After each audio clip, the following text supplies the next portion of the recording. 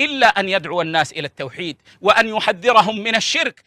بسم الله والحمد لله والصلاة والسلام على رسول الله وعلى آله وأصحابه ومن والاه أما بعد. Inch'Allah, nous reprenons notre lecture concernant l'histoire de notre bien-aimé Muhammad sallallahu alayhi wa sallam. Nous avons vu précédemment la mort de la mère du prophète sallallahu alayhi wa sallam.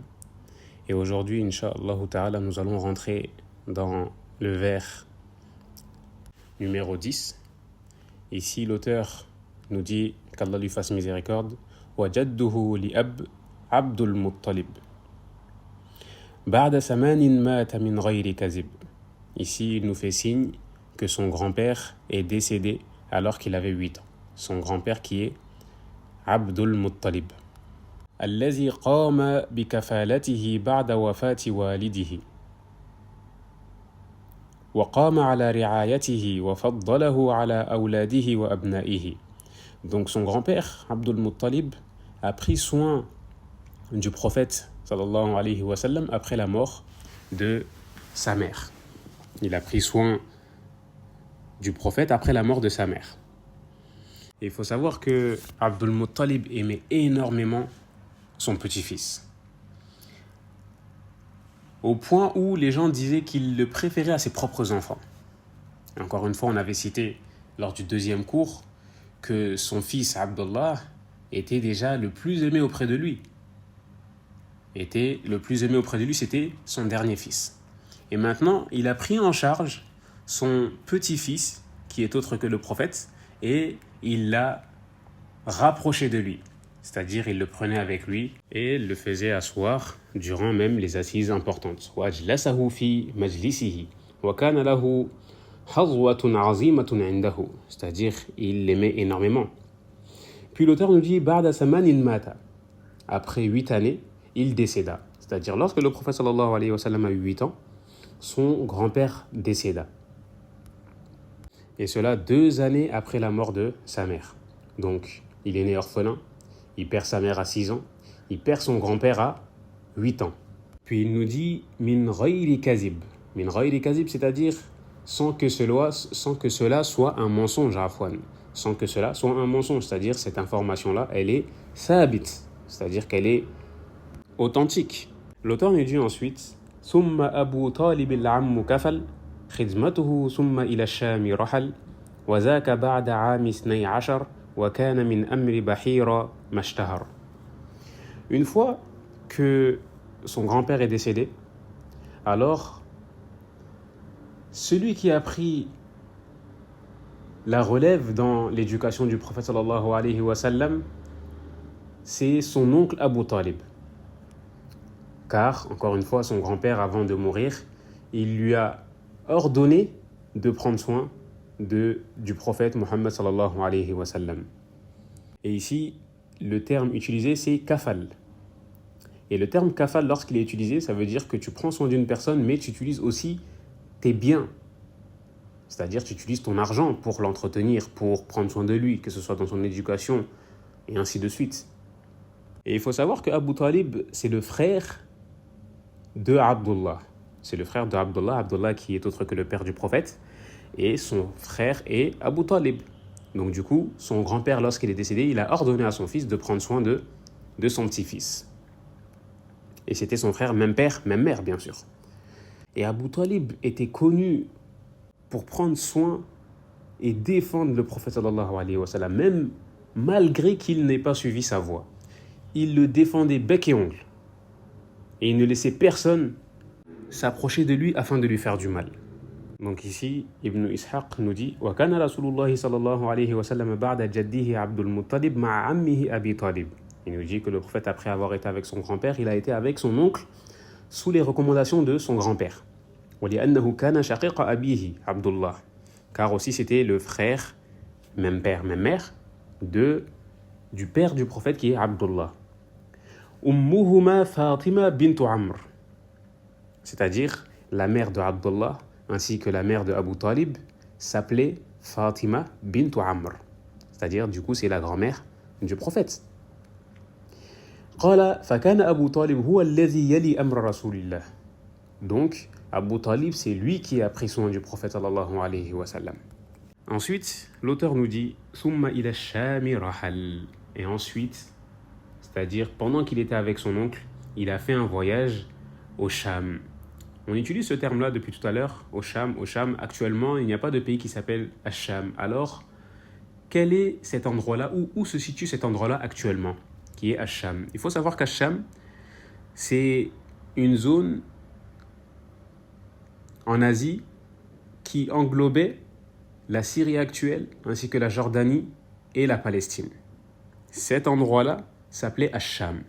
Donc pour résumer, le Sham était composé de la Syrie, la Jordanie, la Palestine, ainsi que le Liban. Le Liban, je n'ai pas cité. Et il y avait aussi une petite partie de la Turquie. Une toute petite partie de la Turquie. La partie sud-est exactement.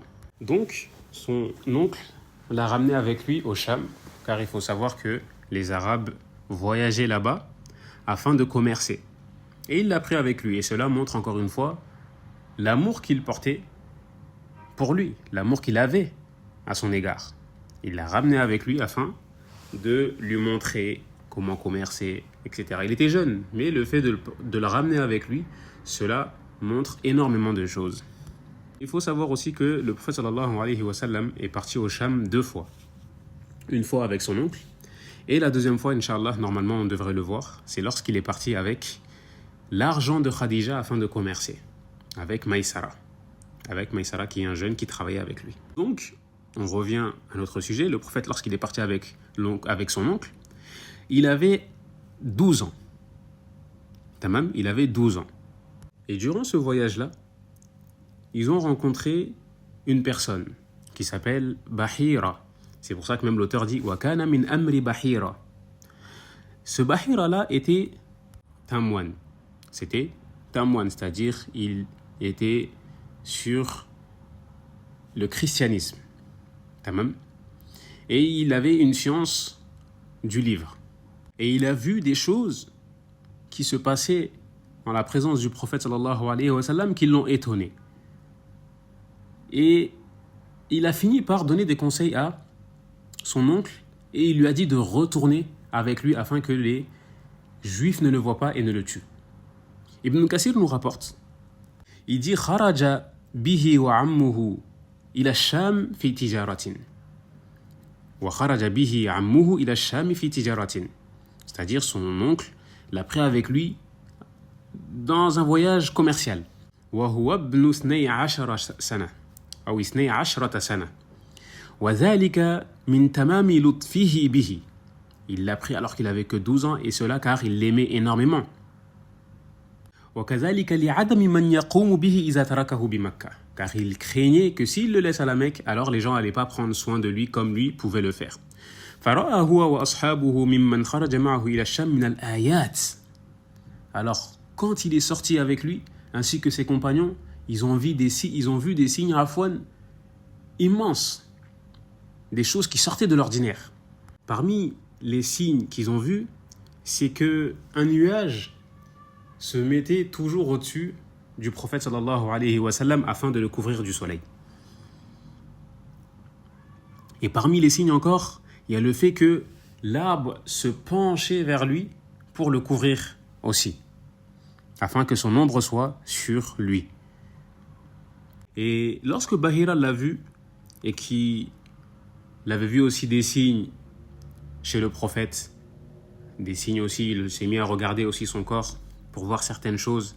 Et lorsqu'il a été sûr, il a directement conseillé son oncle de repartir avec lui à la Mecque car il craignait que les Juifs le voient et le reconnaissent comme lui l'a reconnu et qu'ils le tuent.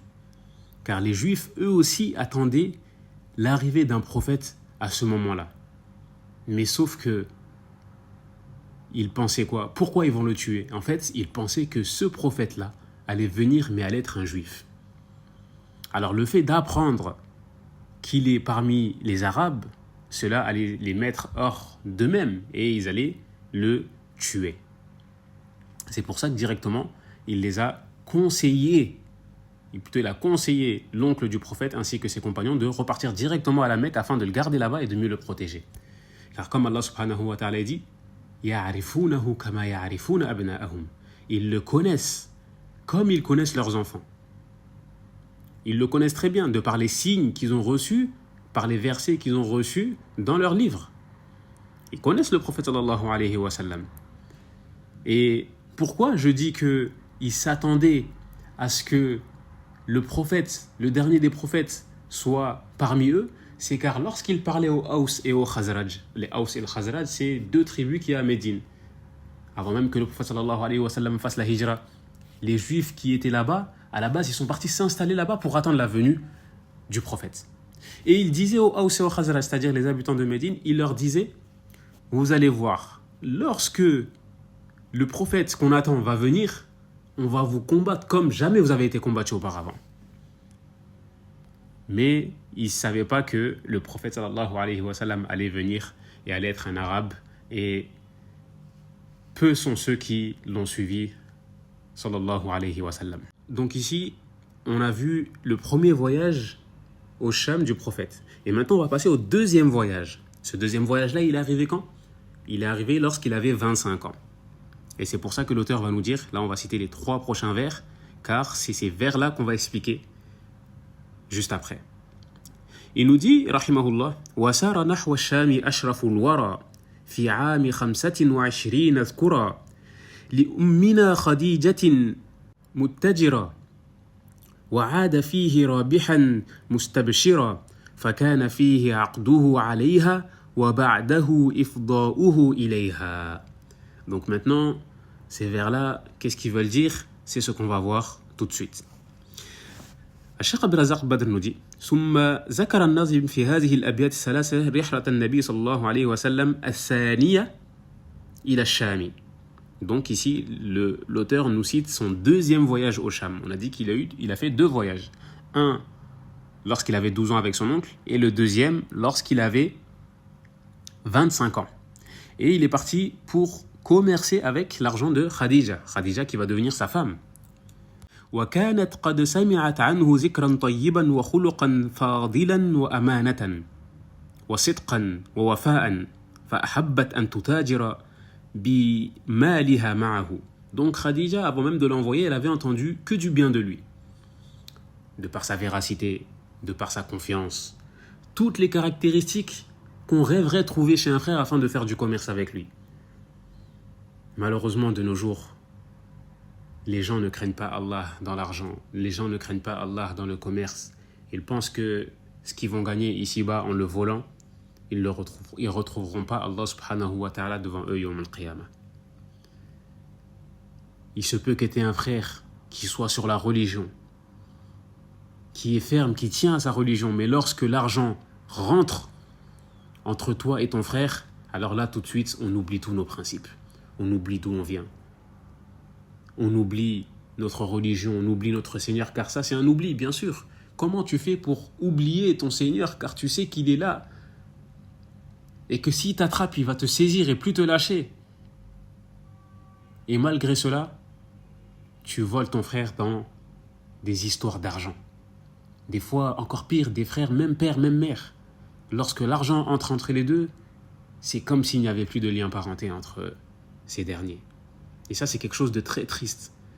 Car en tant que musulman, on doit être des exemples. Il ne faut pas que l'argent soit une cause de division entre nous. Il faut qu'on soit comme un corps, comme le prophète sallallahu alayhi wa sallam dit. Lorsque un membre est touché, alors le reste a de la sueur, transpire de par la fièvre. Mais le fait de se laisser avoir par Shaitan, nous diviser, surtout concernant des choses futiles de cette vie d'ici-bas, alors c'est quelque chose de très triste.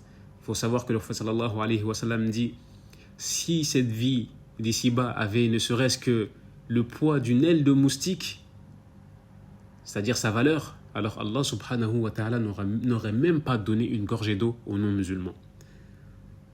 Mais wallahi, Allah il donne à qui il veut. Allah il donne, comme les savants disent, فَإِنَّ اللَّهَ يُعْطِي لِمَنْ يُحِبْ وَمَنْ لَا يُحِبْ وَلَكِنْ لَا يَرْضَى إِلَّا لِمَنْ يُحِبْ وَلَا يَقْبَلُ إِلَّا لِمَنْ يُحِبْ. Allah subhanahu wa ta'ala donne à ceux qu'il aime et à ceux qu'il n'aime pas. Mais en contrepartie, il n'accepte et il agrée que ceux qu'il aime. Il n'accepte que de ceux qu'il aime et il agrée que ceux qu'il aime. Cette dunya-là, elle est éphémère. On peut passer d'ici à l'au-delà en un rien de temps. Alors le fait de se mettre des gens à dos et encore une fois de mourir sur cela, c'est quelque chose, c'est triste. Car la communauté, encore une fois, a besoin d'exemples. La communauté a besoin d'hommes forts. La communauté a besoin d'hommes, des vrais musulmans. Comme Allah dit, minal mu'minina rijal. Parmi les croyants, il y a des hommes. Lorsqu'il dit homme ici, c'est l'homme, le vrai homme. Sadaqu ma ahadullah alayhi. فَمِنْهُمْ مَنْ قَضَى نَحْبَهُ وَمِنْهُمْ مَنْ يَنْتَظِرُ وَمَا بَدَّلُوا تَبْدِيلًا. Il dit parmi les croyants, il y a des hommes, des vrais, qui ont été sincères dans leur engagement envers Allah subhanahu wa ta'ala. Certains d'entre eux ont atteint leur fin et d'autres attendent encore. Et ils n'ont varié aucunement dans leur engagement. Ils sont là, ils sont prêts à rencontrer leur Seigneur. Toi, comment tu peux te sentir prêt à rencontrer ton Seigneur alors que tu voles à droite à gauche, alors que tu prends les droits de ton frère sans scrupule, sans honte, alors que tu sais qu'il suffit juste que l'ange de la mort te rende une visite afin que tu rencontres ton Seigneur. Sallallahu salamata wa al-afia, on rentre dans notre cours afin de ne pas trop nous éparpiller. Donc Khadija, lorsqu'elle a entendu que le prophète sallallahu alayhi wa sallam était de confiance et que c'était une personne véridique, alors elle a voulu commercer avec lui en utilisant son argent et lui aller travailler avec l'expérience qu'il a. On appelle cela al-mudaraba en langue arabe. Donc fasara nahwa sham. Fasara nahwa sham alayhi salatu wa salam. Donc il s'est dirigé vers le Sham afin de commercer avec son argent. Et lorsqu'il est sorti au Sham pour commercer avec cet argent-là, il était avec un garçon qui s'appelait Maïsara. Et lui aussi, lorsqu'il revenait, il donnait des nouvelles du prophète, il disait que du bien à Khadija sur la personnalité du prophète sallallahu alayhi wa sallam, sur sa véracité. Et même Khadija a vu les bénéfices de cela. A vu qu'il y avait de la baraka, a vu que son argent gonflait. Ibn Kathir nous dit puis il est sorti avec l'argent de Khadija afin de commercer au Sham. Bint Khuwaylid, Khadija qui est la fille de Khuwaylid radiyallahu anha. Ma'a ghulamiha, avec un de ses servants, une personne qui travaillait pour elle, qui s'appelait Maïsara. Ala sabil al-qirad, c'est-à-dire, comme on a expliqué, elle mettait l'argent et lui travaillait de par son expérience. Fara'a Maïsara ma baharahu min sha'nihi. Donc, Maïsara était énormément étonné du comportement du prophète sallallahu alayhi wa sallam. Donc c'est pour ça que lorsqu'il est retourné, il a prévenu Khadija radiyallahu anha. Donc à partir de ce moment-là, elle a voulu se marier avec lui. Faraghibat ilayhi. C'est-à-dire qu'elle a voulu se marier avec lui, puis elle a fait cette demande-là afin de se marier avec le prophète. Et le prophète sallallahu alayhi wa sallam a accepté. فتزوجها رسول الله صلى الله عليه وسلم وله 25 سنة. Donc le prophète s'est marié avec elle alors qu'il avait 25 ans et elle en avait 40. وكان لها 40 سنة. Certaines personnes ont dit qu'elle avait la trentaine, mais à la kulli hal, on est sûr du fait qu'elle était plus âgée, beaucoup plus âgée. وكانت أول امرأة تزوجها رضي الله عنها. Donc la première femme que le prophète sallallahu alayhi wa sallam a mariée, c'est Khadija. ولم يتزوج عليها غيرها حتى ماتت. Et le prophète sallallahu alayhi wa sallam est resté avec cette femme-là seul jusqu'à ce qu'elle meure. C'est-à-dire il n'avait pas deux femmes en même temps que Khadija ou trois femmes en même temps que Khadija. Mais il n'avait que elle jusqu'à sa mort. ولها فضائل وخصائص كثيرة. Et elle a beaucoup de mérites. Des mérites qui lui sont propres. منها ما جاء في الصحيحين. Parmi ces mérites-là, un hadith qui est venu dans les deux authentiques, Bukhari ou Muslim, rapporté par Aïcha, qui nous dit ما غرت على أحد من نساء النبي صلى الله عليه وسلم ما غرت من خديجة. Je n'ai jamais été, ou plutôt j'ai pas été jalouse d'une femme pire que j'ai été jalouse de Khadija. وما رأيتها, alors que je l'ai même pas vue, je l'ai jamais vue. ولكن كان النبي يكثر ذكرها. Mais le prophète sallallahu alayhi wa sallam l'a cité beaucoup. وَرُبَّمَا ذَبَحَ الشَّاةَ ثُمَّ يُقَطِّعُهَا أَعْضَاءً ثُمَّ يَبْعَثُهَا إلى صدائق خديجة. Donc, il disait à un tel point que des fois, il égorgeait et il coupait la bête en morceaux, c'est-à-dire le mouton, et il envoyait cela aux copines de Khadija. Qu'Allah lui fasse miséricorde et qu'Allah l'agrée. فَرُبَّمَا قُلْتُ لَهُ. Puis je lui disais كَأَنَّهُ لَمْ يَكُنْ فِي الدُّنْيَا إِمْرَأَةٌ إِلَّا خَدِيجَةٌ. Elle lui répondait, Aïcha radiallahu anha, c'est comme si dans la vie, il n'y a eu que Khadija comme femme. Comme s'il n'y avait pas d'autres femmes dans la vie, si ce n'est Khadija. Et le prophète sallallahu alayhi wa sallam lui répondait, Innaha kanat wa kanat wa kana li minha walad. Certes, Khadija était avec moi, et Khadija était avec moi, et aussi, elle m'a aussi donné des enfants. Et tout ça, il faut savoir que lorsque Khadija est morte, Aïcha n'était même pas encore née. Lorsque Khadija est morte, Aïcha n'était même pas encore née. Et pour finir, les savants ont divergé qui était la meilleure entre Khadija et Aïcha. Et la parole la plus juste afin de rassembler entre les deux, c'est que Khadija a été profitable pour le prophète sallallahu alayhi wa sallam car elle l'a aidé au moment où il avait besoin d'aide, elle l'a soutenu lorsqu'il a reçu la révélation, et Aïcha a été profitable pour la communauté car elle a rapporté énormément de hadiths et encore une fois des hadiths de choses qui se passaient dans la maison du prophète sallallahu alayhi wa sallam afin de nous apprendre comment se comporter avec nos familles, comment se comporter avec nos femmes, comment se comporter avec nos enfants, comment faire lorsqu'on a la janaba, lorsqu'on est en état d'impureté et ainsi de suite. Enfin, Inch'Allah ta'ala, on va s'arrêter ici car je fais toujours en sorte de ne pas dépasser les 20 minutes. Là, on a un peu dépassé. Donc, à la kulli hal, Inch'Allah, la prochaine fois, nous allons rentrer dans le 16e vers, Inch'Allah, où le sujet sera les enfants du prophète sallallahu alayhi wa sallam.